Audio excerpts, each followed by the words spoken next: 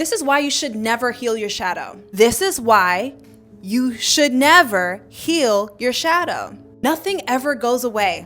You already know nothing is ever created or destroyed. And what that means is when the shadow is created within the psyche, this is a split within your consciousness that became the protector of what was wounded from trauma, from spiritually, emotionally, or physically abusive events. There was a split in your psyche that created the protector, or what you know right now as your shadow, and the wounded, the vulnerable aspect of you that was hurt and that was traumatized.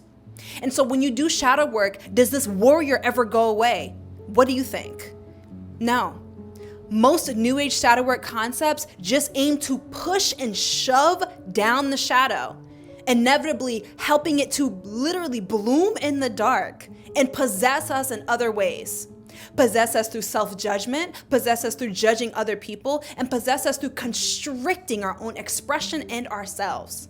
When we learn how to collaborate with the shadow and use it as one of our most powerful muses, we can alchemize that energy of denseness, of anger, of sadness, of anxiety, and really tap into both the warrior and the vulnerable, both aspects of us that deeply desire to be expressed. And so when you aim to heal your shadow, especially from New Age concepts or through New Age concepts, through New Age processes, what ends up happening is that you just push your shadow down and you carefully curate this version of you who you think you should be. When you collaborate with your shadow, collaborate with your shame, collaborate with your fear, collaborate with your anxiety, you learn to not suppress it, but master it. There's nothing that ever goes away within the mind. If you think you healed something within yourself, you've just successfully pushed it down farther enough to where you can't hear it anymore.